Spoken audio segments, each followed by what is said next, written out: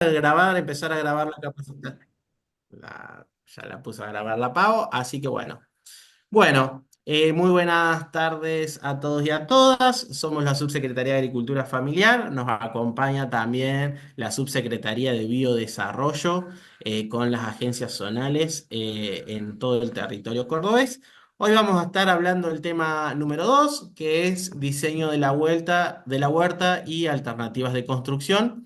Y para empezar con este tema que es muy interesante y tenemos mucho para hablar, vamos a hacer un breve repaso de lo que estuvimos viendo la clase anterior para aquellos que no pudieron participar y bueno, para ir refrescando un poquito la memoria y también para empezar a dialogar sobre nuestro famoso qué vamos a hacer, cuánto vamos a producir, cómo lo vamos a producir y cuándo lo vamos a producir.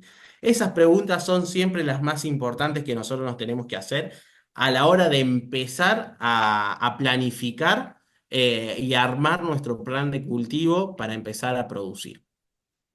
Porque estas simples cuatro preguntitas nos van a ayudar a nosotros a ordenarnos mentalmente y ordenarnos en nuestra capacidad de trabajo. Entonces, eso es muy, muy importante que nosotros lo tengamos en cuenta, porque si no, es muy difícil después organizarnos sobre la marcha. Y como siempre decimos, es más fácil borrar en el papel que una vez que ya estamos trabajando. Así que bueno, para empezar este plan de cultivo, vamos a empezar a planificar todo el trabajo de la huerta, armamos el croquis, ver cómo lo vamos a diseñar, cuántos bancales, qué es lo que vamos a poner en cada uno de esos, en qué época del año estamos empezando a producir. ¿Qué es lo que vamos a poder producir en esta temporada? Por ejemplo, ir anotando ahí, che, estoy en primavera-verano, bueno, ahora estamos en otoño-invierno, cómo vamos a empezar, con qué cultivos, qué disponibilidad de semillas tengo y qué espacio tengo para producir. Esto es muy importante, lo que se está preguntando el productor, ¿eh? ¿Qué es lo que tengo que contar yo como mínimo indispensable para empezar a producir? Siempre pensemos en estas 5 horas de sol disponible para que el cultivo se pueda desarrollar en su plenitud productiva. Agua de buena calidad, un cerco, que podemos utilizar cualquier insumo disponible y recurso disponible que tengamos a nuestra cercanía, ya sea caña, ya sea pallet de madera, podemos hacer cercos vivos con algunas aromáticas y algunos arbustos autóctonos. Podemos ver montón de alternativas. Las semillas de temporada, herramientas como el rastrillo, la pala, la regadera, estacas. Entonces, es muy, muy importante que nosotros contemos con estas cuestiones para poder empezar a planificar nuestra huerta. Después, ¿se acuerdan las 4 acciones que vamos a tener nosotros como eh, actividad agroecológica, ¿no? Las asociaciones de los cultivos, vamos a ver la estructura de nuestro cultivo, cómo es el diseño de esa planta para poder ponerlas y que se armonicen ambas dos o tres cultivos en un mismo espacio. El claro ejemplo es el que vimos la clase pasada con el maíz, el poroto y el zapallo, el abono verde que se puede hacer para hacer descansar ese suelo y que después ese suelo pueda tener todos los nutrientes. La temporada, ir rotando los cultivos. Acuérdense que para eso nosotros tenemos que ir anotando qué es lo que estamos cultivando en nuestros bancales de producción, agregarle este abono orgánico que vamos a utilizar con el compost que estamos produciendo en nuestro espacio, para economizarnos en el uso de los recursos y además ir incorporando materia orgánica a nuestro suelo, porque recuerden que nosotros tenemos que empezar a cuidar es nuestro suelo. El suelo es lo más importante que tenemos que tener, es un recurso sumamente finito, que lo tenemos que estar cuidando y controlando por estas prácticas agroecológicas que recomendamos, que era la rotación, la asociación de cultivos, la incorporación de abono, también la cobertura de suelo, que nosotros vamos a ir incorporando y vamos a ir teniendo esos beneficios para cada una de estas cuatro actividades agroecológicas que podemos implementar muy fácil y que nos van a ayudar al desarrollo de nuestro cultivo. ¿Estamos? Ahí como para ir haciendo como ese pequeño resumen. Otra cosa que podemos hacer antes de iniciar nuestro plan de producción es si tenemos semillas de años anteriores o que estamos produciendo nosotros para autoconsumo de las semillas. Tengo ahí dentro de este grupo hay muchos productores que producen sus propias semillas, como la Cari, que tiene su propio banquito de semillas.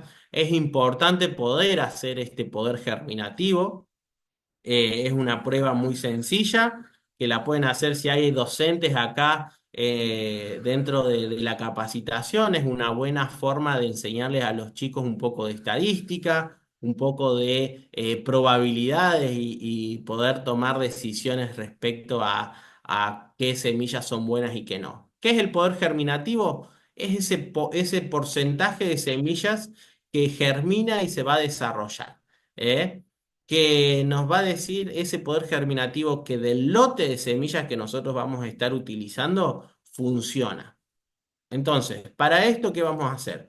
Una bandejita de plástico, ponemos dos paños de papel de cocina, lo humedecemos con un pulverizador y tratamos de poner 100 semillas, como dice acá el recuadrito naranja, 100 semillas. Tapamos con otro paño más, humedecemos y lo ponemos adentro de una bolsa. Y lo dejamos en un lugar que no le dé el sol directo, que tenga buena temperatura, una temperatura ambiente, que no le dé el frío. Y a los 7 días aproximadamente sacamos de la bolsita y vemos cuántas semillas van germinando. Eso nos va a determinar nosotros qué porcentaje va a tener de poder germinativo esa semilla que vamos a utilizar. Entonces, si nosotros a los 7 días ya vemos que 85 semillas o más germinaron sin ningún tipo de problema con su raíz, con sus cotiledones, no hace falta tenerlo más tiempo y podemos directamente sembrar esas semillas porque ya un poder germinativo por encima del 85% es muy buena calidad esa semilla. Si nosotros vemos que a los 7 días, porque hay algunas especies que demoran un poquito más en germinar, la vamos a dejar hasta el día 9 o hasta el día 10. Entonces ahí vamos a empezar nosotros otra vez ese conteo de semillas que están germinadas. Y a partir de ahí vamos a sacar este porcentaje. De 100 semillas, que es nuestro 100%, nos germinaron 85. Entonces quiere decir que ese poder germinativo de esas semillas es del 80%, el 85%.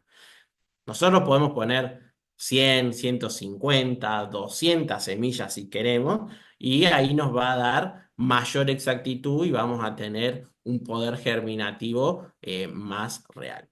Ahí Lorena levantó la mano. Lore, no sé si quieres activar tu micrófono. Sí, hola, buenas tardes, ¿cómo Hola, están? muy bien. Bueno, yo soy y estoy a cargo, bueno, de una escuela de Simbolar, que trabajé el año pasado también con todas estas cuestiones de huerta y de todo. Mi duda es la siguiente, a esas semillas que ya germinaron son las que puedo utilizar en los canteros, en mi huerta. Sí, o la podés descartar. Ajá. A mí me pasó, por ejemplo, que el año pasado, de las semillas, viste, que recibí, la lechuga no la pude hacer, en dos ocasiones la sembré y no pude hacer germinar, no me nacía. A ver, si bien yo tenía en cuenta de que más o menos lo que la debe tapar a la semilla es el tamaño de esa misma, como que es una estrategia teóricamente, de acuerdo a lo Sí, que uno va haciendo. en ese Porque viste, caso, yo te recomendaría que pruebes haciendo el poder germinativo de las semillas, capaz que no era muy buena, y capaz que puede ser también que la hayas enterrado mucho, bueno, o esté eso muy... te iba a decir, viste que dicen que al ser chiquita tenía que ser poco, entonces en la segunda siembra hago así, hago, pero Claro, como que el mismo cuestión orgánica es la que la tapó, nada más. Y no me nació nada. La verdad que desconocía poder hacer la prueba del poder germinativo, eh, porque bueno, obvio, me evitaría porque por más que pueda llegar la semilla en ese momento, porque fueron de las semillas que recibimos, nadie sí. garantiza que pueda haber un error y que sea una tanda que no era fértil. Exactamente.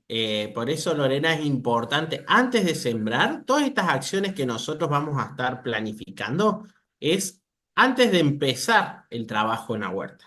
Entonces, esta acción o este ensayo, o este pequeño ensayo de poder germinativo, nos ayuda a nosotros a saber, che, esta semilla está buena, esta semilla vino bien, este lote de semilla capaz que no funciona. Entonces, es muy importante poder hacer este tipo de ensayitos. Con todas las Tal semillas, cual. ¿eh? Con todas las semillas, Sí, sean semillas nuestras que le entregamos con el programa de la huerta, también, porque puede ser que justo ese lote de semillas, no sé, estuvo a la intemperie porque no tuvo un buen manejo y mucho al sol, y es muy probable que perdieron ese poder germinativo. O si nosotros vemos que al final las semillas tenemos un 100% de poder germinativo, algo estamos haciendo nosotros en la siembra que nos está provocando que no germine. Entonces, ahí nosotros vamos a poder tener mayor éxito en el desarrollo de ese cultivo. Entonces, fíjense en que con pequeñas pruebas que nosotros hagamos, nos van a poder ayudar a trabajar de manera más eficiente, porque ese tiempo que vos perdiste en que germinen y esperar a que la semilla germine, es tiempo de productivo. Entonces es muy importante que nosotros podamos conseguir poder hacer este pequeño ensayo. Lo mismo que expliqué en la clase pasada con el agua oxigenada, ¿se acuerdan? Que agarramos unos montículos de tierra, le echábamos un chorrito de agua oxigenada, el más común, el 10%, y veíamos qué efecto tenía. Si efervescía, si se leudaba como una levadura ese suelo, quiere decir que tenía muchos nutrientes. Si no, si era todo lo contrario, demoraba y eso, hay que incorporar ese abono orgánico. Entonces, todas estas pequeñas cositas que vamos a ir armando nosotros es antes de empezar a trabajar ese suelo. Porque si no, vamos a decir, che, ¿qué onda? ¿Por qué no me salen? Sembré 2 veces y las 2 veces no me salió nada. Entonces es muy importante que nosotros podamos tener esa pequeña prueba antes de iniciar. ¿Se entendió más o menos? Bueno, sí, vamos con... excelente, excelente. Y bueno, y la clase pasada Sí, no, no estuve, no pude participar, entonces está bueno esto del agua oxigenada, porque son cosas que a veces para los chicos son experiencias que les llama la atención y estamos invirtiendo en poder ver realmente el fruto de lo que hemos sembrado. Por decirte, el año pasado hicimos una siembra, nosotros muy buena de acelga, de zapallo, después hicimos de zanahoria. Entonces, en todas esas cuestiones ellos también pueden mirar y valorar lo bueno ver el producto, porque a ellos les llama la atención de remolacha, poderla sacar y ver la remolacha, para ellos es impresionante. claro, tal cual, tal cual. Y estos pequeños ensayos que nosotros le damos como tips, les van a ayudar a ustedes a poder tomar decisiones. Decir, che, Sí. estas semillas que me trajeron no son buenas o sí son buenas, algo estoy haciendo mal en el proceso, lo vuelvo a ver, lo vuelvo a armar y veo. Entonces, estas pequeñas cositas, además, bueno, en el caso tuyo, Lorena, que es comunicarle a niños y a niñas el aprendizaje de la producción de alimentos es muy interesante porque ellos ven con acciones todas las cosas que se pueden hacer. Y son prácticas totalmente sencillas y que le van a enseñar a los chicos o a nosotros mismos a poder hacer algo de estadística, saber sacar porcentajes, por ejemplo. Entonces, todas esas dinámicas que nosotros vamos incorporando, que nos sirven a nosotros como productores de alimentos, le pueden ayudar también a adquirir conocimientos a esos niños. Así que bueno, muchas gracias Lorena por compartir tu experiencia y bueno, y sirve todas estas cositas para ir aclarando y que nosotros le podamos dar toda la información que ustedes necesitan para producir.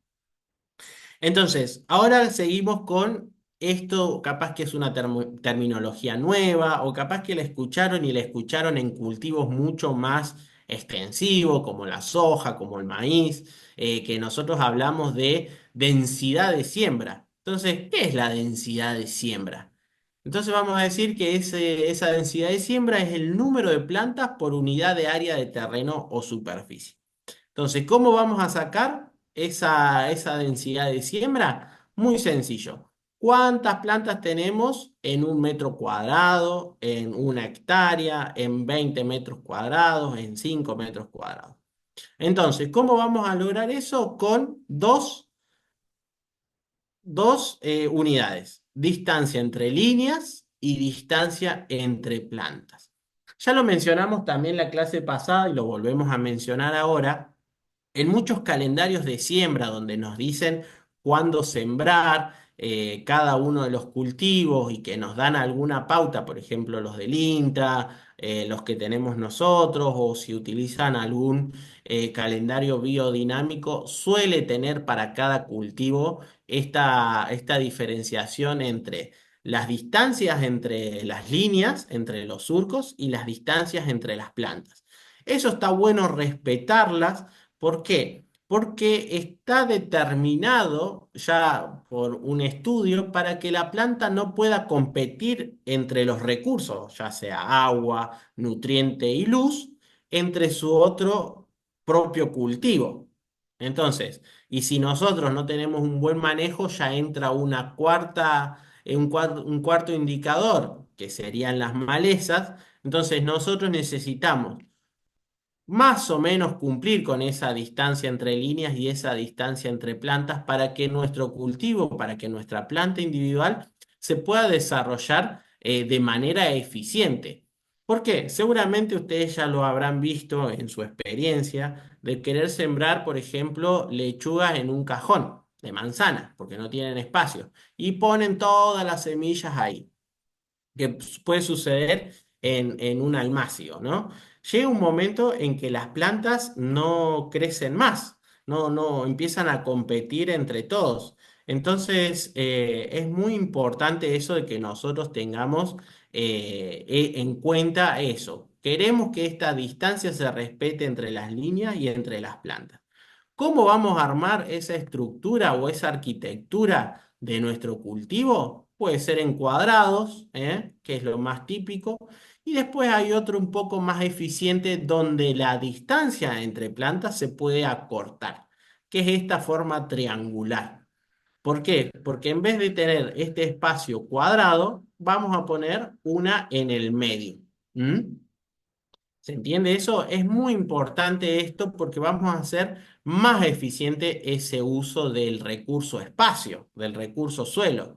Entonces acá nosotros armando ese triángulo, lo que podemos hacer también es utilizar esta práctica de asociación de cultivo.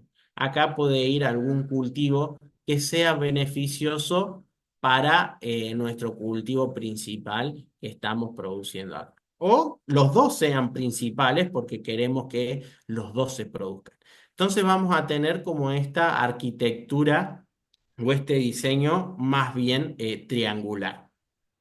Es muy importante eso porque nosotros ahora ya estamos hablando de densidades de siembra, cantidad de plantas por metros cuadrados, el diseño de cómo vamos a armar nuestra estructura para ser eficiente en el uso del recurso suelo, y también cómo vamos a poder planificar de decir, bueno, yo tengo que poner alrededor de todo este espacio que queda en blanco, una cobertura de suelo para que no se me llene de maleza. Y fíjense en que el área que uno tiene que cubrir con la parte más triangular es un poco más pequeña, ¿eh? Fíjense en esas dos diferencias. Ninguna es mejor que la otra, son diferentes alternativas. Uno va a poder ir optando entre una u otra o puede ir viendo cuál le da mejor resultado, ¿eh? Siempre nosotros lo que vamos a estar fomentando en esto es que ustedes prueben y vean cuál es el mejor diseño. Nosotros le damos las distintas alternativas para que ustedes opten por cualquiera de esas. Bueno. Acá algo muy importante, quiero que esto quede bien entendido, así que si hay alguna duda, alguna consulta, nos detenemos y paramos porque en nuestro plan y en nuestro diseño de nuestra huerta tenemos que tener pensado esto que se llama escalonamiento de siembra. Fíjense que nosotros lo que quisimos hacer acá, marcar, es como estas escaleras, ¿eh? Y fíjense en que cada uno de los escalones significa que el cultivo está en diferentes etapas de desarrollo. Acá tenemos una planta recién germinada con sus dos cotiledones. Fíjense, acá al cabo de unos días ya esa planta de lechuga empieza a alargar sus hojas verdaderas. Fíjense en que estas son sus hojitas verdaderas. Y acá abajo van quedando sus cotiledones, que son estas dos primeras hojitas que salen en las dicotiledóneas. Y en el tercer, cuarto y quinto ya vemos un desarrollo mucho más avanzado de nuestro cultivo. Este sería ya la etapa final de donde estaríamos listos para cosechar. Fíjense, nosotros acá en este gráfico lo que ponemos es más o menos ir separando en quincenas, quiere decir que nuestra siembra va a ser cada 15 días aproximadamente. Eso lo podemos ir acortando 10 días, o cada semana, semana y media. Eso lo van a ir armando ustedes según el consumo, porque acá entra otra característica que es muy importante. ¿Por qué mencionamos esto en nuestro diseño de nuestra huerta? Porque nosotros, imagínense, nosotros le damos el sobrecito de lechuga, que trae creo que 3 gramos de lechuga. Imagínense en 3 gramos de lechuga. Si no conocen la semilla de lechuga, la semilla de lechuga es como una pulguita. De ese tamaño más o menos es. Así que en 3 gramos entran, no sé, 15.000 semillas. No sé, 5.000 semillas seguramente entran en esos 3 gramos. Entonces, imagínense si nosotros sembramos los 3 gramos de semillas porque creemos que es poco, y después vamos a tener un momento que vamos a tener una barbaridad de lechuga, creciendo todo al mismo tiempo, toda junta. Entonces, nuestra producción va a ser poca, no vamos a tener lo suficiente y al mismo tiempo,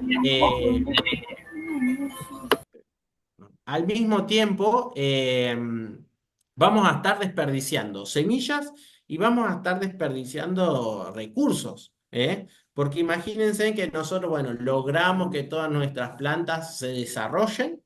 Va a llegar un momento que las vamos a tener que cosechar a todas porque si no se nos van a pasar para consumo.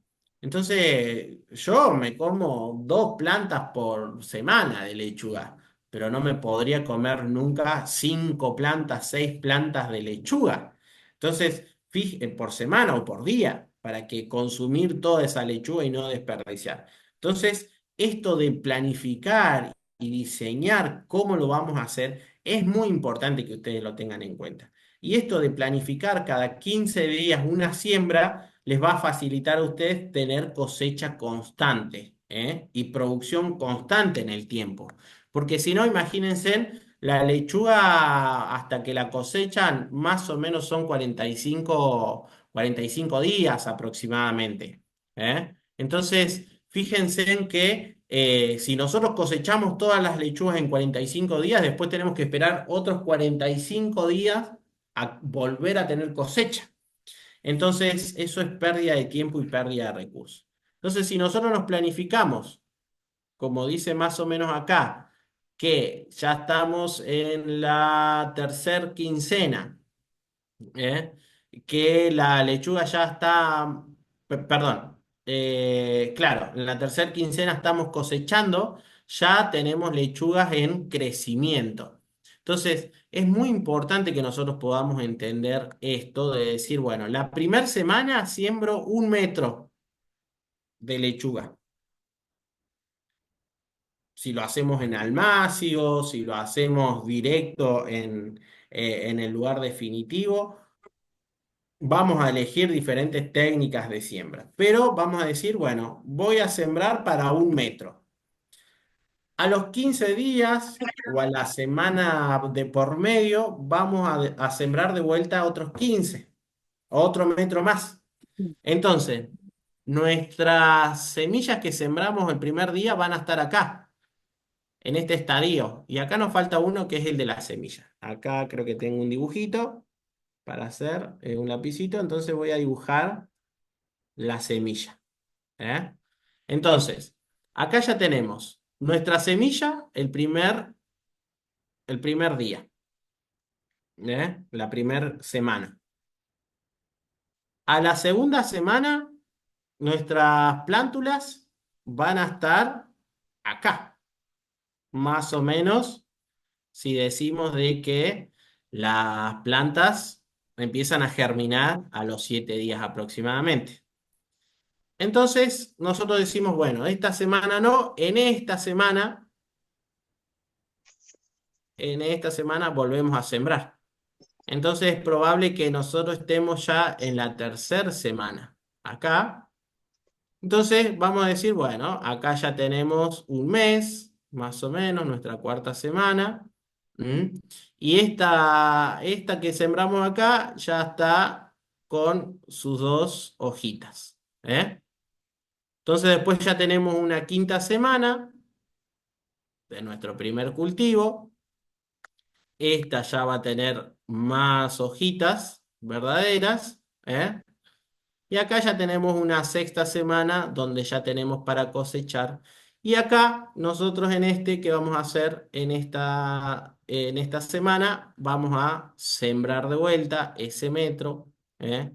A la sexta semana donde nuestra planta ya estamos cosechando, nuestra planta tiene mayor vigorosidad, esta va a estar en este desarrollo, esta ya la vamos a estar cosechando, ya la estamos sacando del sistema.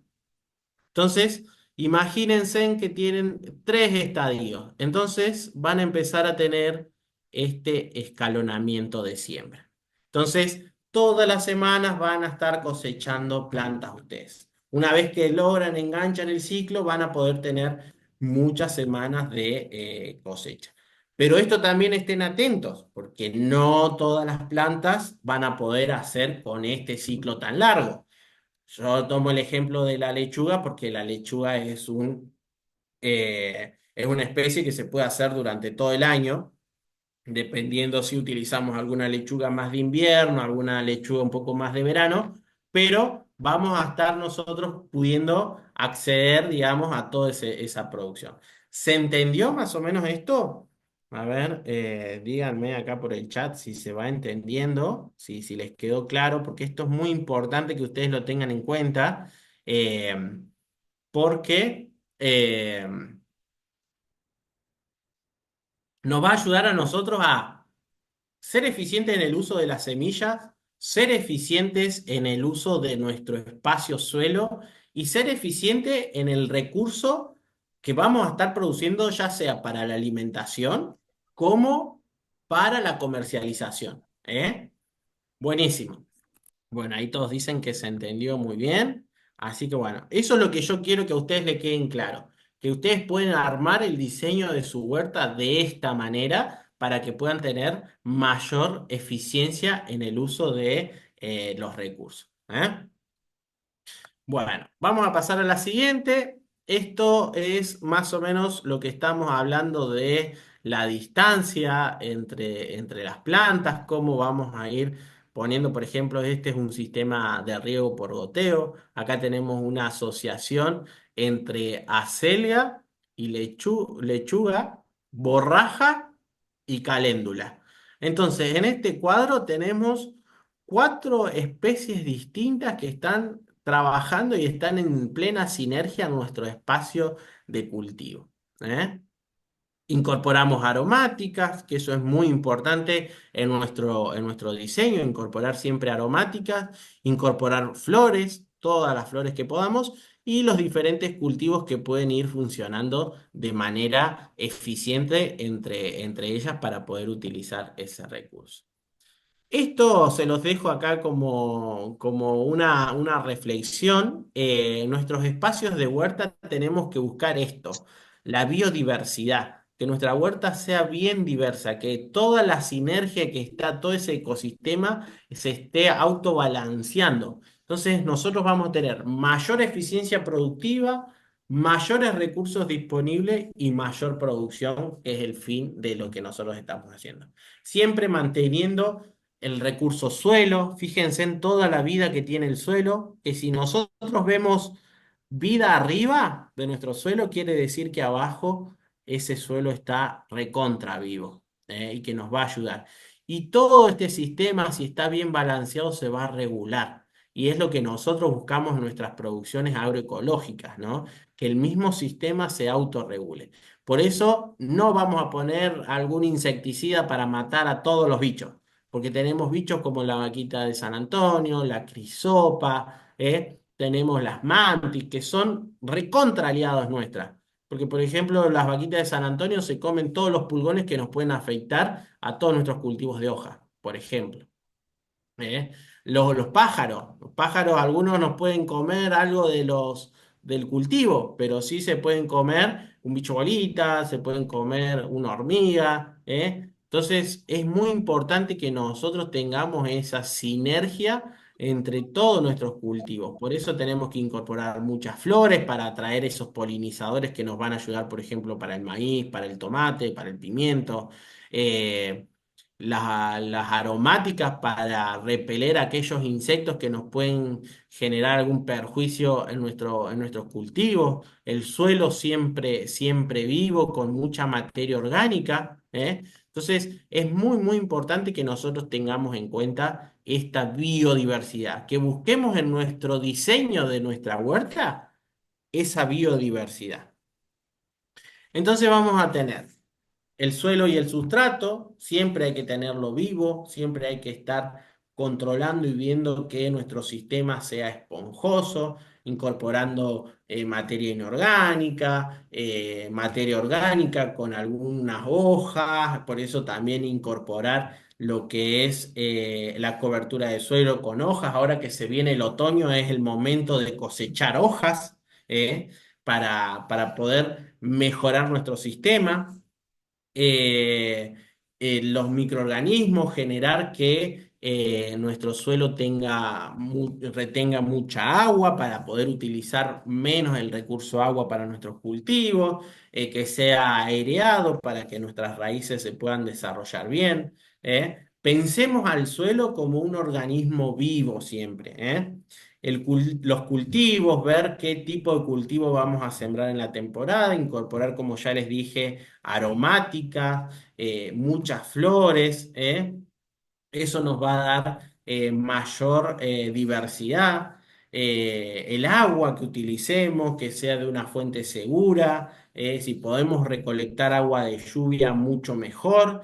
Esta temporada tuvimos muchísima, muchísima lluvia, entonces seguramente pudimos recolectar mucha, mucha agua. Además, el agua es importante para un proceso sumamente importante en nuestros cultivos, que es la fotosíntesis. Así que nunca se queden sin agua, traten de regar y ser eficientes. La cobertura de suelo es una práctica que nos recontra ayuda en poder mantener la humedad de ese suelo para que no se evapore tan rápido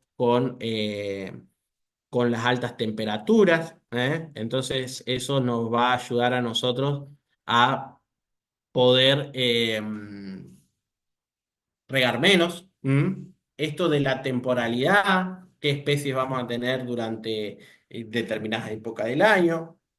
Y lo que le hablaba más o menos recién de esta interacción biológica y ambiental, ¿no? Pensar en esta huerta como ese ecosistema vivo que va interactuando entre sí y él mismo se va balanceando. Siempre pensemos en ese balance que la naturaleza misma es tan sabia que lo viene haciendo. Bueno, acá tenemos repitiendo todo esto que estuvimos hablando.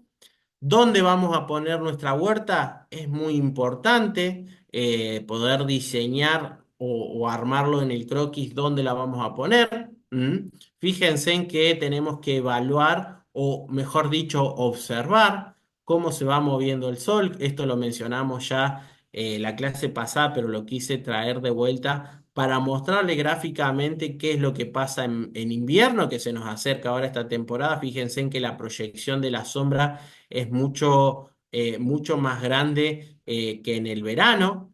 Fíjense, en el verano es muy cortita y en el invierno es mucho más grande. Entonces, si vamos a planificar la huerta al costado de este edificio, por ejemplo, que puede ser una casa, puede ser el centro de jubilado, puede ser la escuela, no nos va a funcionar porque estaríamos en este sector donde la luminosidad que necesitan nuestros cultivos no la estaríamos aprovechando. Entonces, es muy importante observar cómo se va moviendo el sol y cómo se van proyectando estas sombras. Fíjense, en el verano, si ponemos la huerta acá, no vamos a tener ningún problema, pero si las mantenemos acá, fíjense en que parte de nuestro cultivo va a estar sombreado por el mismo movimiento del sol. Entonces, vamos a buscar zonas que no interrumpan, digamos, con ningún tipo de objeto que nos puede tapar. ¿Qué quiere decir esto?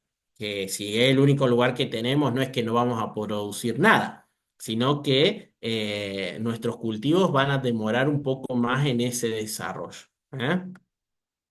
Eso para tenerlo en cuenta. Otra cosa muy importante en esto del diseño de nuestra huerta, empezar a observar nuestros puntos cardinales, norte-sur, este-oeste. Fíjense en que en la diapositiva lo poníamos de vuelta, norte-sur, este-oeste, de este a oeste, el sol sale por el este, se esconde por el oeste. ¿Eh? Entonces, es muy importante tener esto porque en la provincia de Córdoba y en la mayoría del territorio argentino, ya que somos federales y estamos ya llegando a Chaco y Buenos Aires y otras provincias, la predominancia de nuestros vientos son del sector norte y sur. Entonces, es muy importante que lo sepamos a esto para saber cómo vamos a poner nuestros bancales, cómo vamos a poner nuestros canteros. ¿Por qué? Porque la predominancia de los vientos es muy importante, porque se vienen épocas de mucho viento en agosto, septiembre, octubre, y si nos vamos acercando más para la zona sur de la provincia de Córdoba o del país, la predominancia es casi todo el año de algún viento que dure 3, 4 días. Entonces, es muy importante esto. ¿Por qué? Porque al tener esta predominancia norte-sur de viento, nuestros cultivos pueden sufrir algún tipo de estrés. Entonces, por ejemplo, si nosotros tenemos en este gráfico, acá podemos poner una aromática acá, podemos poner algunas flores acá. Entonces, esto que nosotros le llamamos cerco vivo, lo que va a hacer es proteger el cultivo del viento. Entonces, ¿qué va a pasar? El viento va a venir de zona sur, que se viene ahora un viento sur anunciado para mañana, por lo menos para acá Córdoba Capital, así que estén atentos. Un viento o un viento norte que va a chocar con nuestro cerco vivo y se va a desplazar por acá. Entonces nuestro cultivo, o en el caso de que si viniera por el sur, nuestro cultivo no estaría sufriendo la inclemencia del viento. ¿Eh? Si no tuviéramos el cerco vivo, no pasa nada, porque en tal caso Las primeras plantas que están en la cabecera de nuestro cantero son las únicas que sufrirían el impacto de ese viento. ¿Por qué digo sufrirían ese impacto del viento? Porque con el viento constante, las plantas se están moviendo todo el tiempo y se genera un pequeño estrés en las plantas. Entonces, las hojas no pueden capturar bien la luz del sol, entonces no van a generar tanta fotosíntesis, no van a poder absorber los nutrientes necesarios porque generan un estrés en el cultivo. Entonces vamos a tener producción. Por eso, entonces, esto nos da la indicación de que el viento lo que va a hacer es chocar en la cabecera y después desplazarse por nuestros pasillos, ya sea de un espacio que nosotros tengamos de canteros o de camellones. ¿M? A diferencia de que si yo lo pusiera a nuestros canteros de esta manera. Si fuera de esta manera, vamos a borrar este cosito, lo vamos a poner acá afuera. Si nosotros hacemos el cantero de esta manera, o sea, de este a oeste, vamos a poner así, de este a oeste. Dijimos que las predominancias de los vientos son de norte a sur. Fíjense en que todo nuestro cultivo, todos nuestros canteros estarían siendo afectados, o por lo menos los de los laterales estarían recontra afectados. Y no solamente una o dos plantas, sino toda nuestra línea de canteros. Fíjense en qué importante. Entonces, todas nuestras plantas estarían en algún tipo de estrés. ¿Eh? Entonces demorarían la producción. Esto parece un poquito loco, pero fíjense en que con simples conocimientos de decir, bueno, lo voy a ubicar de norte a sur en vez de este a oeste, porque tenemos vientos predominantes, ni hablar en zonas donde son más llanas y tienen campo un poco más abierto, que puede haber una ventisca bastante más fuerte, el cultivo va a estar siempre en constante movimiento y ese estrés le va a generar que baje un poco la producción. Fíjense en que con esos pequeños detallitos de cómo ubicar los canteros nos va a beneficiar. Y con esta incorporación de esta biodiversidad que buscamos en nuestros espacios de huerta, incorporar ese cerco vivo con aromática, con arbustos, con flores, nos va a traer ese beneficio y vamos a estar como conteniendo a nuestro cultivo. ¿Estamos? Buenísimo. Fíjense en acá, más o menos para que ustedes vean, esto es un tipo de cobertura de suelo. Fíjense en esto de lo que yo les hablaba de la ubicación norte-sur para que el viento cruce por acá. En este caso no tenemos nada de una cabecera. Yo no sé si en esta parte creo que hay cerco vivo, por lo que estoy viendo acá alrededor, que fíjense en que hay una lomadita y tienen alguna vegetación que le han Una implantado. Así que madera. seguramente en la parte de la cabecera tenga algún tipo de protección. Pero fíjense en esa cobertura que nosotros tenemos ahí, protege también en nuestro suelo. ¿Mm? Los canteros pueden ser de 1 metro a 1,20 m, dependiendo la distancia y nuestro tamaño también.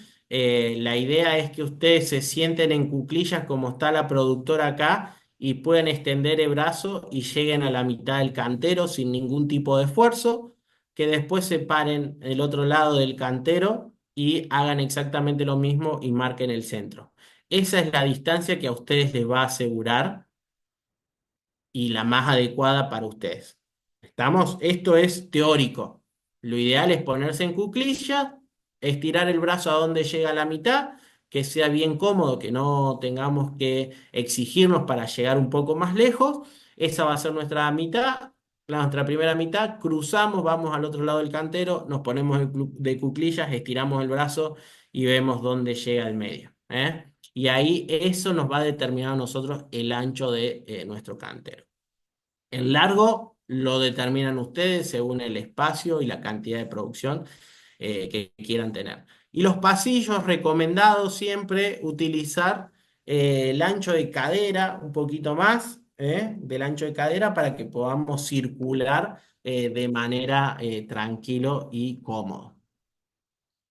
Bueno, acá es donde empezamos a hablar dónde podemos establecer nuestra huerta. Vamos a depender si tenemos mucho espacio, si tenemos poco espacio, si vivimos en departamentos, si vivimos en el campo, si tenemos un terreno grande, si no tenemos ni terreno ni nada, tenemos un espacio en la terraza, nada más.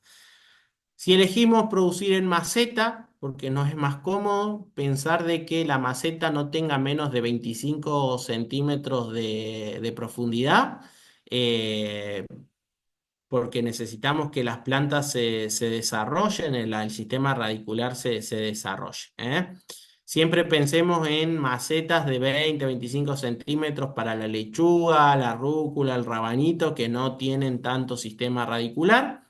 Si ya pensamos en poner algo de fruto, pensar en no menos de 35 centímetros de profundidad para un tomate, para un pimiento tiene que ser entre 35 y 45 centímetros de profundidad de la maceta. Acá le ponemos unos pros y unos contras. Lo bueno es mayor comodidad para el trabajo. Se crea un suelo apto para cultivar. Esto quiere decir que nosotros vamos a estar armando nuestro propio sustrato. Eh, por lo general es un poco más costoso, ¿no? Lo malo es difícil de reubicar en otro lugar de la huerta, mayor costo, como decíamos recién, y utilización de recursos. Esto lo podemos solucionar reutilizando algunos materiales. Después en cajones de manzana o cajones o canteros armados, esto lo podemos poner directamente en el suelo como para elevar nuestro sistema de producción. Por ahí si no queremos trabajar tan agachados, lo podemos hacer. Eh, lo malo es que existen limitaciones del tamaño para algunos cultivos, hay que ver qué es lo que vamos a poner y qué es lo que no, por estas dimensiones que hablábamos hace rato. Y lo bueno es que pueden ir en cualquier lugar, nos facilita un poco la movilidad, podemos ampliar la cantidad de producción y nos permite cultivar en espacios un poco más reducidos en el sentido de que vamos a estar nosotros también armando nuestro suelo. Acá tenemos algunos ejemplos de distintas huertas que producen en canteros armados, en cajones de manzanas. Fíjense en la producción que van teniendo. Acá hay algunos ejemplos de algunas escuelas. Esto es en una terraza tipo verde. Acá tenemos en un jardín que decidieron levantarlo un poco y tener como su sistema un poco más elevado. Ujú. Entonces, fíjense en que vamos a poder construir de distintas maneras. Acá, por ejemplo, estos productores lo que utilizaron fue o reutilizaron los bloques de construcción y en cada hueco le pusieron suelo y sembraron lechuga y en el medio algunos otros cultivos más diversos. Estos son un poco más comerciales, fíjense que tiene ruedita para poder movilizarlos y bueno, también tienen ya un sistema de riego para cada uno de los espacios. Esto para que tengamos en cuenta, profundidad de las raíces, la parte aérea, dice ver la extensión, las raíces superficiales como el perejil, todas las verduras de hoja suelen tender a tener raíces más pequeñas, menos profundas que las de otros tipos de cultivos como ya frutos que requieren mayor profundidad y mayor volumen de suelo. ¿Mm? ¿Qué tiempo va a durar el recipiente? Si decidimos hacer solamente almácigo, va a estar solamente un tiempo y después lo vamos a trasplantar en el lugar definitivo. Esto lo podemos hacer para ir rotando, como les decía yo, en este escalonamiento de siembra. Fíjense en acá hay otras alternativas como cultivos verticales. Fíjense que es con tubos de PVC. Esto ya tiene su propio sistema de riego, si ven las mangueritas acá. Esto usa de manera eficiente el recurso espacio porque fíjense en que utilizamos la pared y a lo ancho en unos pocos centímetros, no llega ni a los 20, 30 centímetros de ancho, pero fíjense en que la mayoría o son aromáticas o son cultivos de hoja.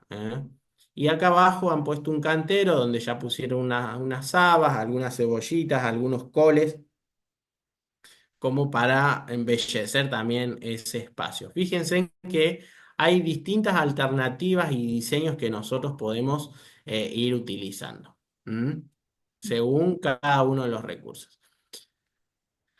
Y acá viene el jugador semiestrella, le diría yo, porque muchos dicen, uy, llega el invierno, necesito tener el invernadero en casa, quiero tener un invernadero en casa, ¿cómo hago para tener un invernadero? ¿Qué me hace falta el invernadero? Para ir desmitificando un poco este mito de que si no tenés invernadero no podés producir en invierno, eso es mentira. ¿Por qué? Porque nosotros estamos en una región o en una zona donde el invernadero no es esencialmente necesario. Solamente en algunos lugares, en altas cumbres, en la zona de por ahí, las sierras chicas, que las temperaturas son extremadamente bajas en el invierno y que nosotros necesitamos seguir con nuestro sistema productivo, o que tenemos planificado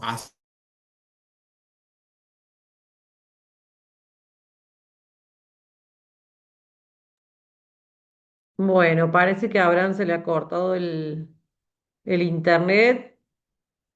Aguarden unos minutitos y veo y corroboro si está todo bien. Hola, hola. Abraham, ¿qué pasó? No sé, se me cortó, me parece la conexión, no sé en Sí, dónde sí, quedé. Yo sí, estaba sí, hablando hasta recién, digamos. quedamos como que se te cortó todo. Sí, Se le no sé cortó la inspiración. sí, yo venía hablando tranquilo, no sé dónde quedaron. Yo les muestro dónde quedé yo. Eh, Estábamos con el Quedé en el tema del invernadero. invernadero. ¿Pueden ver ahí?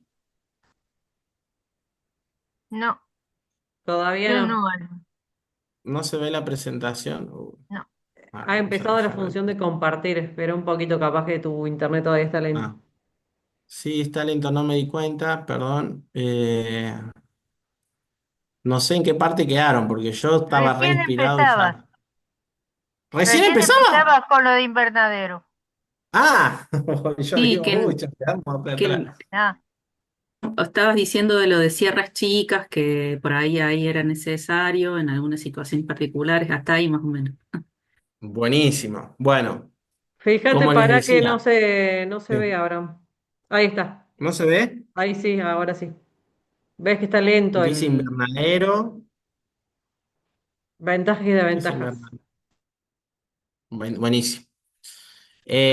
Bueno, esto es lo que les decía recién, ¿no? De desmitificar algunos mitos, de usar el invernadero o no. Hay regiones donde sí son esenciales y si nosotros tenemos una planificación de aumentar nuestra producción porque queremos comercializar, ahí sí, porque podemos comercializar fuera de temporada. Entonces eso nos beneficia a nosotros a poder estar más cerca del mercado con cultivos que son netamente de primavera-verano o achicar los espacios de producción. Entonces, fíjense en que hay que ver qué es lo que necesitamos y lo que no. Entonces, fíjense en lo que dice el invernadero, es toda aquella cubierta cerrada por materiales transparentes, que en este caso es el polietileno, donde es posible obtener condiciones de un microclima que lo podamos generar nosotros de manera artificial. ¿eh? Y poder cultivar Bueno, ¿qué plantas encaramos fuera de primero? esto. ¿Cómo? Perdón. Bueno, cultivar fuera de estaciones en las condiciones óptimas. Entonces, con el invernadero lo que logramos es poder crear esas temperaturas y esos climas que requieren algunos cultivos que por ahí deberíamos esperar más cerca de la temporada primavera-verano, más el verano, para poder producirlo. Las ventajas que tiene es que vamos a tener mayor precocidad en los frutos, aumento de calidad del rendimiento, producción fuera de época, ahorro de agua y algunos fertilizantes, mejora el control de insectos y enfermedades, porque nosotros teniendo el invernadero vamos a tener un espacio de mayor control y lo deberíamos tener con algunas trampas de insectos, al hacer monitoreos más constantes, ¿eh? Posibilidad de obtener más de un ciclo de cultivo al año y las desventajas son estas. Alta inversión inicial, es muy caro empezar a armar un invernadero porque es muy costoso, más que nada el plástico. Y ahora con el tema de la gran problemática que hay con la guerra en Medio Oriente y que están explotando todas las fuentes de energía y de producción de petróleo, el plástico no lo vamos a poder utilizar, vamos a tener que reutilizar o ver otras maneras alternativas porque se está poniendo sumamente caro ese insumo. Altos costos de operación, necesitamos un mayor tecnicismo en la producción, por eso vamos a requerir este personal un poco más especializado, con mayor conocimiento técnico y con mayor experiencia práctica en llevar adelante los cultivos en los invernaderos. Y bueno, y esto que les decía, mayor control de plagas y enfermedades, porque nosotros le estamos dando todas las condiciones para el cultivo, pero también le estamos dando todas las condiciones para las plagas y para las enfermedades. Entonces, es muy importante nosotros tener, si queremos realmente hacerlo, lo vamos a hacer, pero tenemos que tener estas cuestiones, ¿eh? También el control de las condiciones climáticas, porque si se nos pasa la temperatura, en vez de ser un beneficio, va a ser un perjuicio para nuestros cultivos, ¿eh?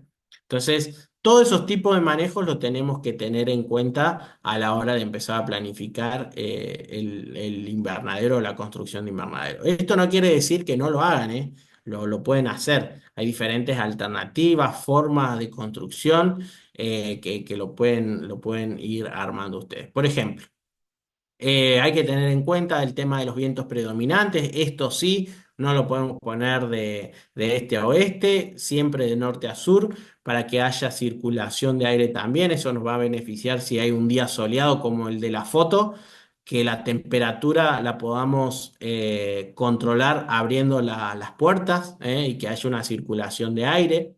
¿Mm? La exposición del sol y duración del fotoperiodo.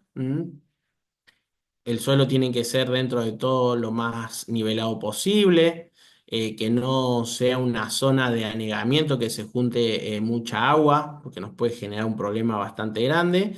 Y esto de tener una fuente cercana de agua, como si fuera a la intemperie también, ¿eh?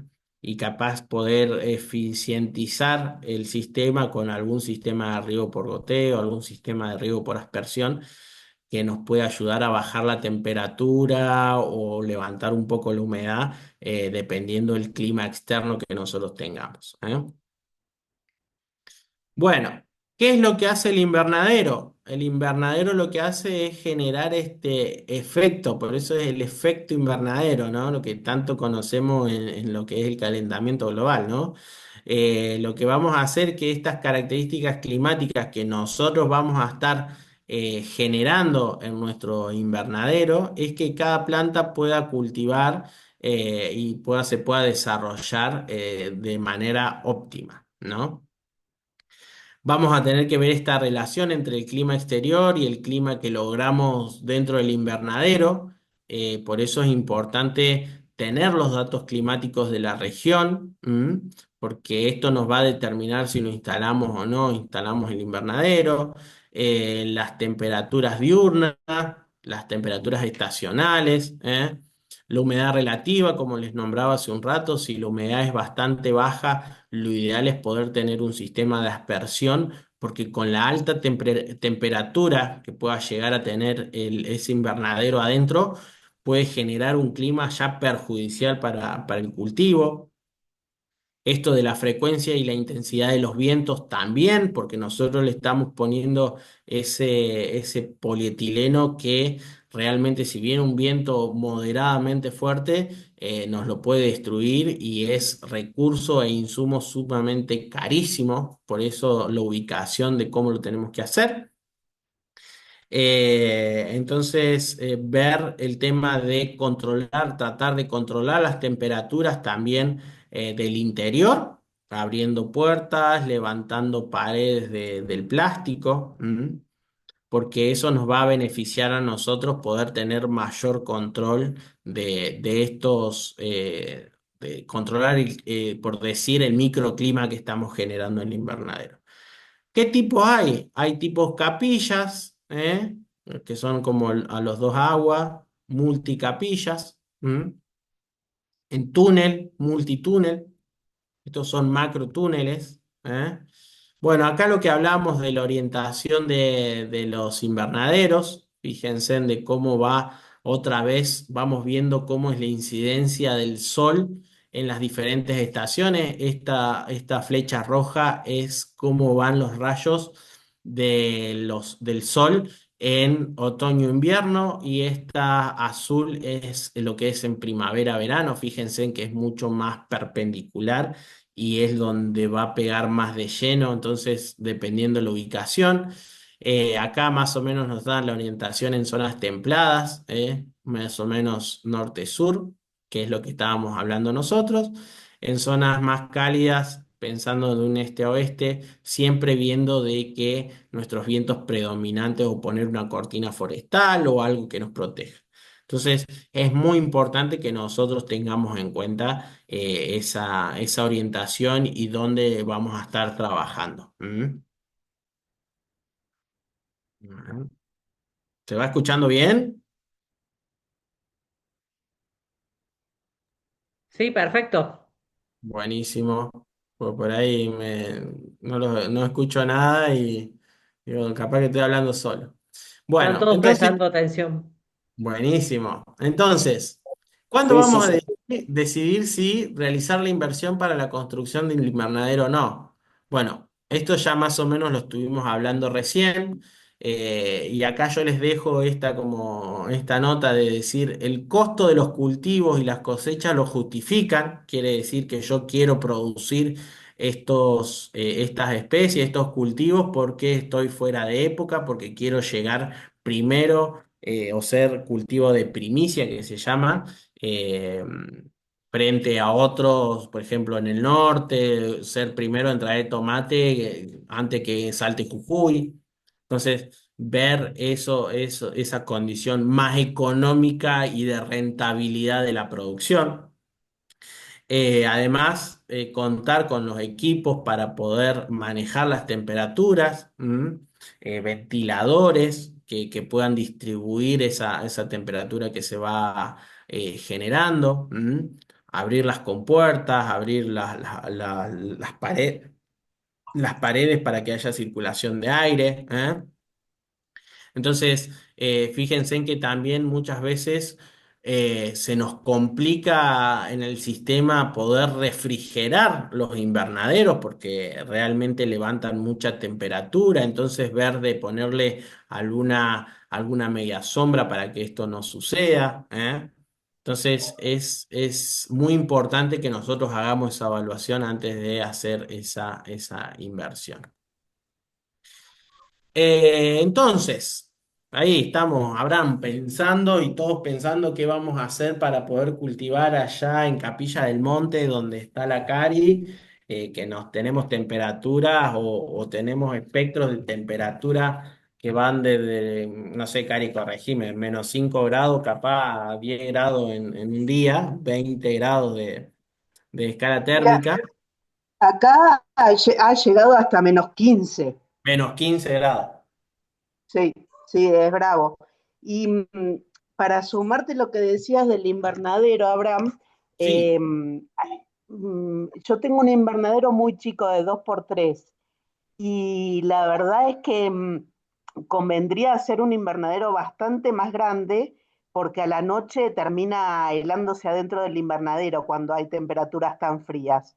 y la altura también es súper importante.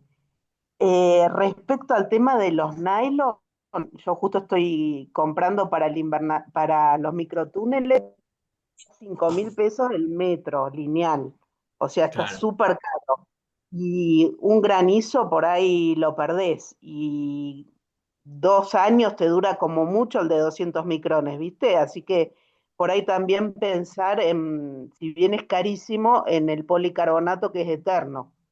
Claro, exactamente. Como dice Cari, ahí hay que ver todas las alternativas que tenemos y lo estás consiguiendo re barato, Cari, porque hay lugares que Ah, ya lo están sí. vendiendo 7.000, 8.000 el metro. Sí, a mí me sorprendió porque a mí me dura 2 inviernos y eso que lo guardo, ¿viste? Y lo protejo bastante, pero me sorprendió el precio del nylon este año. Sí, sí, con esto de la guerra en Medio Oriente, todo lo que son los polietilenos y los plásticos, todos los derivados del petróleo, se están empezando a encarecer muchísimo. Sí. Por decir casi como pandemia más o menos. Así que eh, sean previsores en esto de pensar también el contexto poco internacional, que nosotros lo vemos como de lejos, pero en algún momento no, nos toca en algunas cuestiones más que nada productivas. Así que es muy importante ahí lo que dice la Cari en esto de ver qué espacios de producción y cómo lo vamos a empezar a producir. Y la Cari me expolió algo que vamos a ver acá, que son los microtúneles. Como estrategia productiva es lo que yo más recomiendo para los espacios de producción. ¿Eh?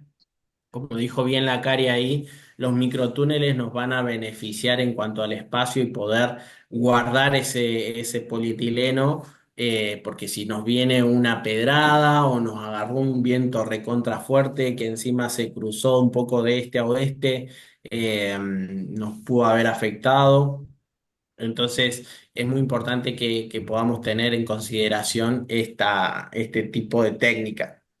Los microtúneles son, como dice la palabra, pequeños túneles que nosotros vamos a estar armando en nuestro espacio de producción. Son estructuras de cultivo que van a tener esa forma de arco. Son generalmente bajos, no llegan al metro, en algunos casos, metro 20, dependiendo cuál es la dimensión que nosotros le queremos dar. Son más que nada para proteger a los cultivos de estos factores climáticos adversos que venimos hablando, como la helada, como el viento, como las fuertes lluvias. Es una alternativa mucho más económica, de mucho más fácil construcción que los invernaderos más grandes, y se utilizan para todo lo que es la producción de hortalizas y algunos otros cultivos. ¿Cuál es la ventaja? Bueno, la económica, son más baratos de construir que los invernaderos, son fáciles de construir, lo podemos hacer nosotros mismos con materiales muy sencillos y herramientas muy básicas. Se van a adaptar, son adaptables, pueden ser de diferentes tamaños y formas según la necesidad de cada cultivo. Son mucho más flexibles porque permiten una fácil ventilación. ¿Para qué lo vamos a usar? Para la protección en invierno, que ya se viene, que deberíamos estar preparando para proteger los cultivos de las heladas y el frío. Eh, los cultivos precoces, permite adelantar la siembra si vamos a hacer almácigo y plantines. Producción de hortalizas, son utilizados en la producción de diversas como tomate, como pimiento, como lechuga, como plantines. Esto es para ir adelantándonos porque, por ejemplo, si queremos empezar a hacer plantines en junio, julio, todavía estamos en pleno invierno y si nos cae una helada fuerte nos puede matar esos plantines si queremos nosotros ya tener mediados de agosto o septiembre ya plantines listo para la comercialización, listo para la producción, tenemos que adelantarnos, entonces estos microtúneles nos van a beneficiar en ese sentido. Fíjense en cómo son, acá les muestro algunas imágenes como para que ustedes vean cómo es. Lo que se hace es construir arcos que se ponen más o menos cada 1 metro, metro y medio.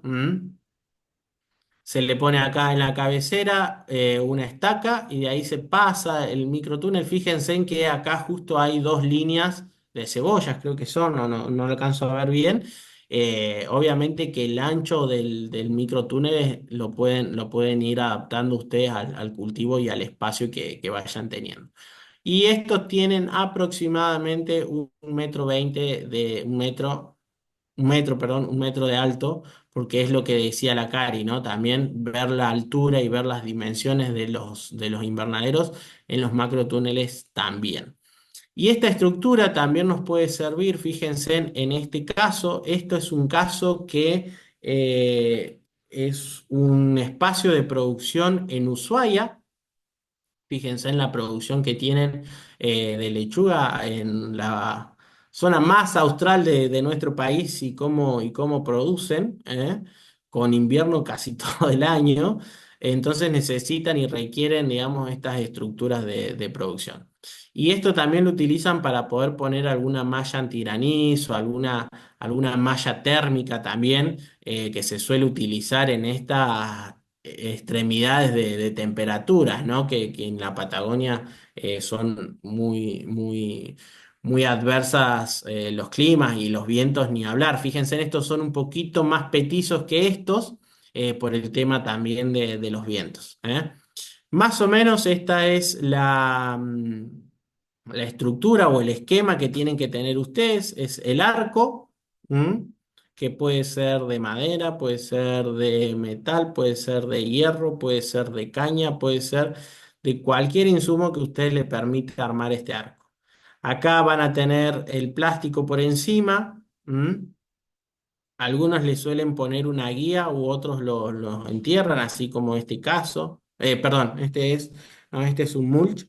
La idea es que ustedes puedan levantar esto en el caso de que requieran. Por ejemplo, estos están levantados porque se ve que la temperatura o el sol está pegando bastante, entonces eso hace de que se genere una refrigeración natural del espacio. Entonces lo vamos a poder levantar y bajar más al anochecer. Fíjense en esto también, uno lo va cubriendo según las necesidades, lo va descubriendo si las temperaturas son óptimas.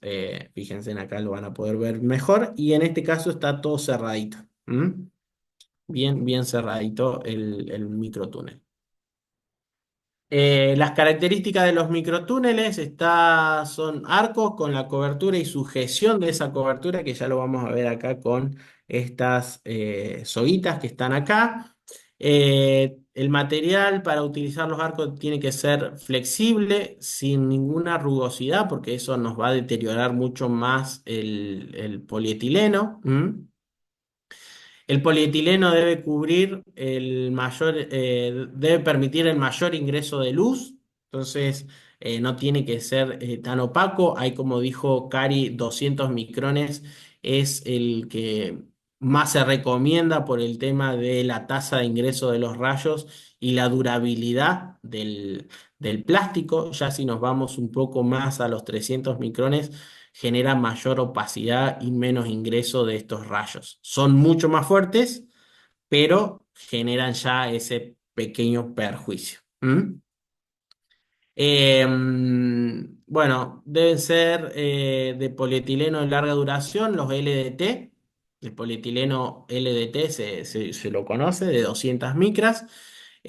También se puede utilizar el polietileno cristal o manta térmica, que les mencionaba hace un rato, si las temperaturas son extremadamente bajas. Pero no lo deberíamos utilizar solos, sino como un complemento para que no nos suceda por ahí como nos mencionaba Cari, de que al tener un espacio pequeño de invernadero se enfría también. Levanta temperatura muy bien, pero se enfría también muy rápido. Capaz que con una malla, una manta térmica puede ayudar, pero también hay que ver con el presupuesto que uno cuenta, ¿no? Más o menos el ancho va desde los 70 centímetros al metro, dependiendo de los cultivos. En este caso es un cultivo de frutilla con una cobertura de polietileno. Más o menos el alto entre 50 a 90 centímetros, en este caso porque la frutilla no crece tanto, son un poquito más bajos, para otros cultivos pueden ser de 1 metro, 1,20 m. Acá la distancia entre arco y arco nos dice 2 metros.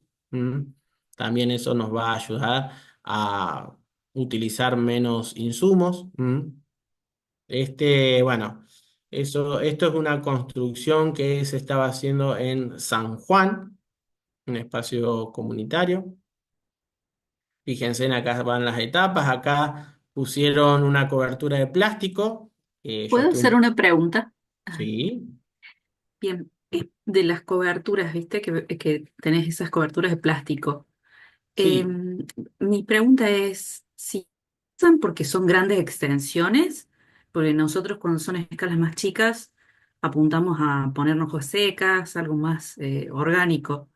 Eh, Pregunto porque no entiendo la diferencia de meter un plástico ahí en la tierra y con las hojas, ¿entendés? Como que me hace como ruido eso, meter un plástico, eso se degrada en el suelo, ¿entendés? Como que no entiendo si eso es agroecológico o no, Sí, pues bueno, solamente porque son justamente. grandes extensiones, Claro, ¿entendés? no, sí, sí, te entiendo perfectamente.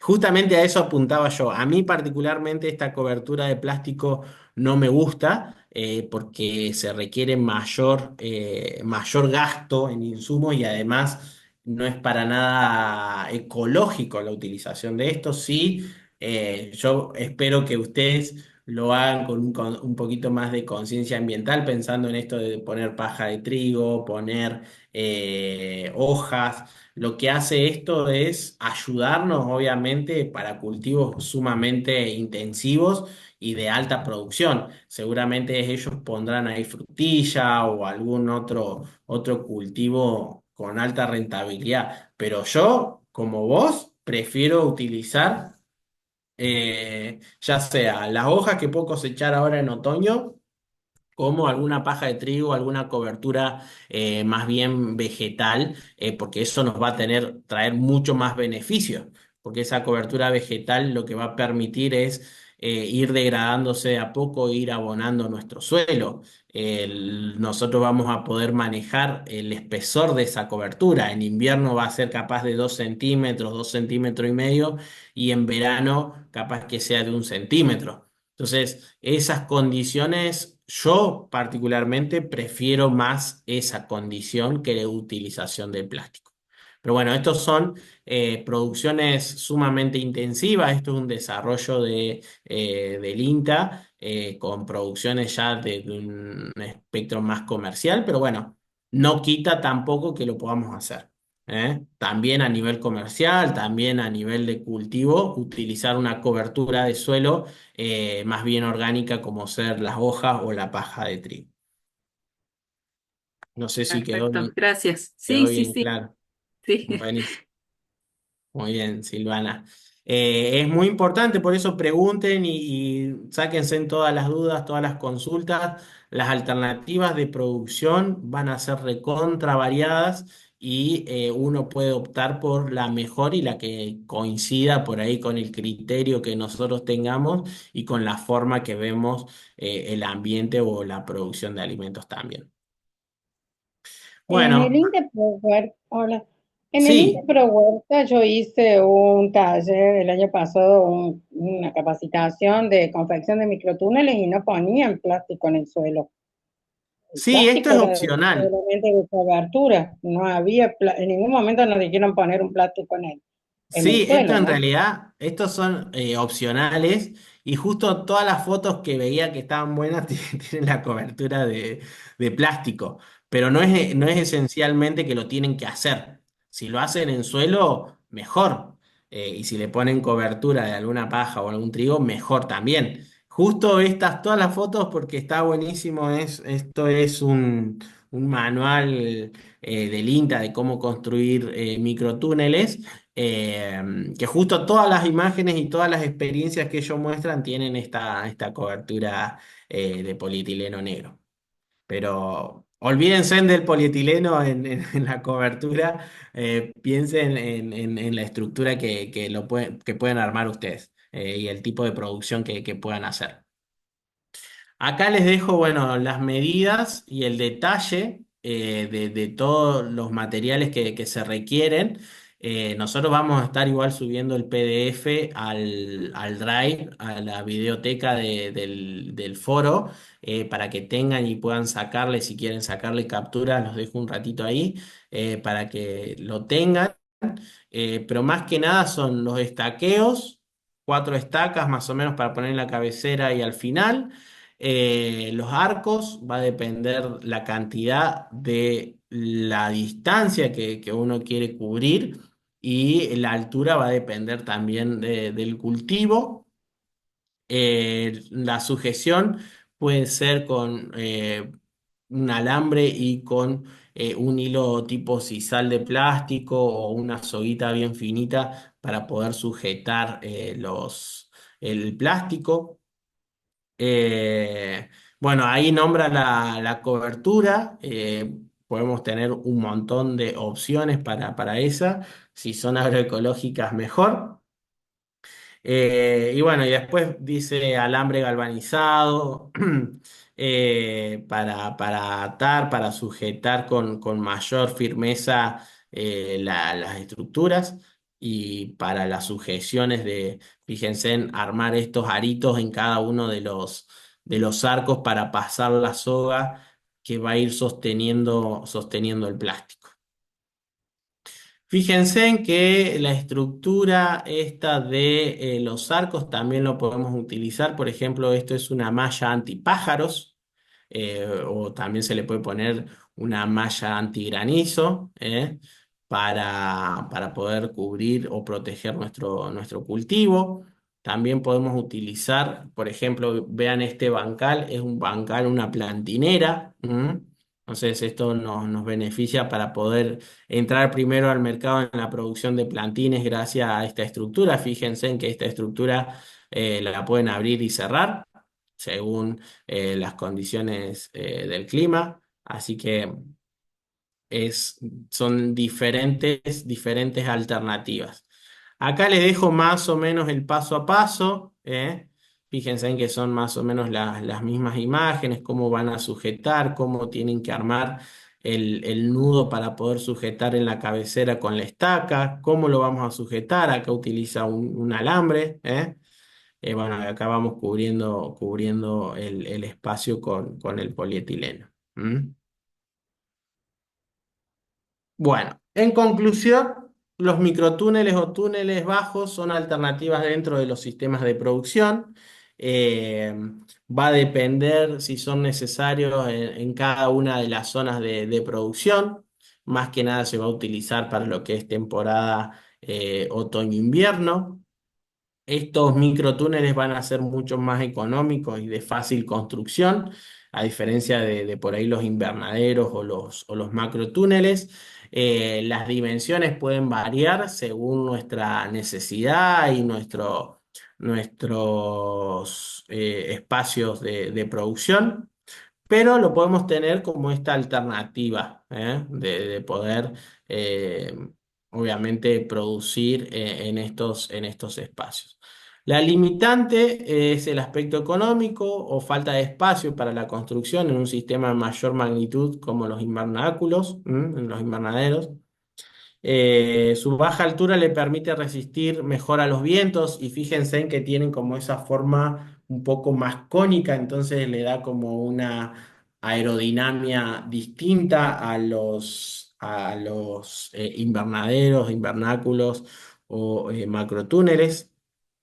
Eh, Esto es importante de los microtúneles que nos ayudan a afrontar las inclemencias climáticas. Existen muchos lugares en nuestra región donde es posible aplicar esta técnica, como ustedes escucharon ahí a la Cari, que está en la zona de Capilla del Monte, en la sierra, que ella lo implementa y le funciona muy bien porque hay temperaturas considerablemente bajas que pueden llegar a más 15 grados bajos, o menos 15 grados bajo cero. Entonces, hay que ver también todas esas condiciones que nos pueden beneficiar o no. ¿Mm? Bueno, y esto les puse este ejemplito para que ustedes vayan teniendo en cuenta de lo que venimos hablando y algunos rendimientos teóricos, que estaría buenísimo que ustedes los tengan en cuenta para esto de la planificación y el diseño de la huerta, que la forma de producir que nosotros le estamos tratando de brindarle la información para que ustedes puedan generar producciones, ya sea para autoconsumo, para generación de excedentes o para la comercialización, pensando en un emprendimiento netamente productivo de hortalizas o de valor agregado a eso, para que ustedes vayan teniendo en cuenta y más o menos van a tener todas las cosas que nosotros fuimos planteando en esta charla. Fíjense, acá tenemos dos ejemplos de la rúcula del país y acelga brezane, que creo que estas vienen ahora en esta temporada. Fíjense en los gramos de semilla por kit, que estos son nuestros kits de la huerta en tu hogar. Vienen 2 gramos de rúcula y 3 gramos de acelga. La cantidad teórica de semilla por gramo, perdón, por gramo, son 320 semillas. ¿Se acuerdan que yo hablaba cuando escalonábamos la siembra de que muchas veces sembrábamos todo el paquetito porque creíamos que era poco? Bueno, 320 semillas vienen por gramo. En este caso vienen 2 gramos, así que son 640 semillas de rúcula. Si bien la rúcula es un cultivo que es como un pasto que podemos sembrar mucha densidad, pero la selga, fíjense, en 180 semillas. Y si tenemos fácil el 80% o el 90% de la producción, es muchísima. O sea, fíjense, tenemos 180 y si queremos tener o tenemos un 80% de poder germinativo, estamos casi en 144 semillas que van a germinar, 140 plantas de acelga. ¿Cuántas plantas de acelga nos comemos en una semana? Que puede durar la acelga 2 semanas. Entonces, esto es importantísimo que ustedes lo tengan en cuenta a la hora de empezar a planificar. Fíjense, nosotros le pusimos acá un poder germinativo, que ya saben lo que es y de dónde viene este dato, de un 70%. O sea, somos bastante malos con la selga, quiere decir que de 100 semillas que nosotros pongamos, más o menos 70 van a germinar. ¿Eh?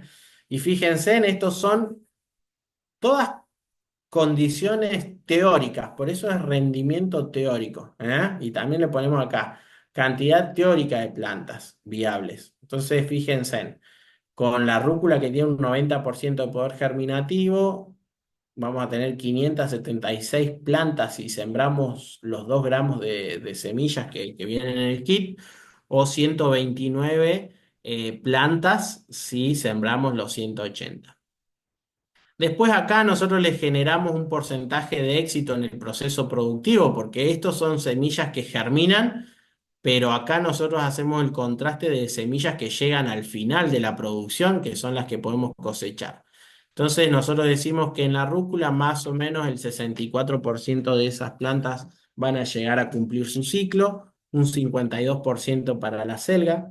Entonces vamos a tener un total de plantas para cosechar de 410 plantas para rúcula y 94 para selga. Entonces, fíjense en que acá nosotros ponemos la distancia aproximada entre plantas, la distancia entre los surcos para poder determinar la densidad de siembra. ¿Qué quiere decir esto? Que ya lo vimos también hoy, que en 1 metro cuadrado, con estas dimensiones, vamos a poder tener 67 plantas de rúcula por metro cuadrado que van a estar produciendo. Unas 14 plantas de acelga por metro cuadrado para estar produciendo. Entonces, si nosotros decimos cantidad de metros cuadrados por especie, tenemos más o menos vamos a tener 6,1, 6,6 para la selga. Es lo que necesitamos para poder producir todos estos gramos, más o menos 6 metros cuadrados para la rúcula y unos 6,6 para la acelga.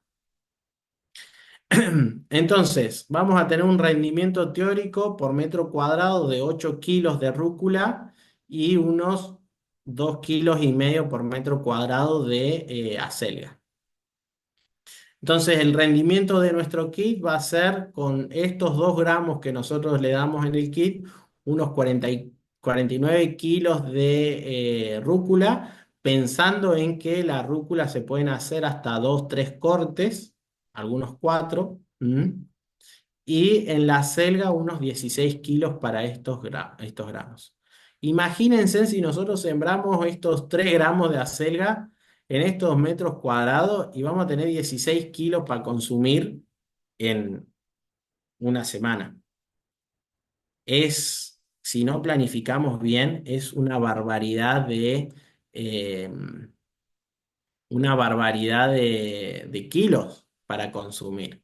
Entonces es muy importante que nosotros tengamos en cuenta cada uno de estos parámetros que nosotros le fuimos mencionando acá.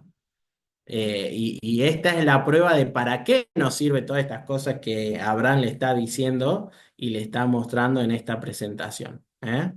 Fíjense, esto es lo que nosotros queremos llegar y ser más eficientes, o sea, producir 60 kilos en estos 2 gramos, 20 kilos en estos 3 gramos de semillas. Entonces, cada una de las prácticas que nosotros implementemos, cada una de las técnicas que nosotros vamos a implementar, nos van a hacer más eficiente esta producción y más eficiente este número final que es el rendimiento, porque este rendimiento puede ser, en términos económicos, si es para autoconsumo, es ahorro, y si es en términos comerciales, es ingreso de dinero. Entonces, fíjense en que nosotros vamos a pensar la producción en términos económicos, en términos productivos, en términos nutricionales y en términos ambientales también.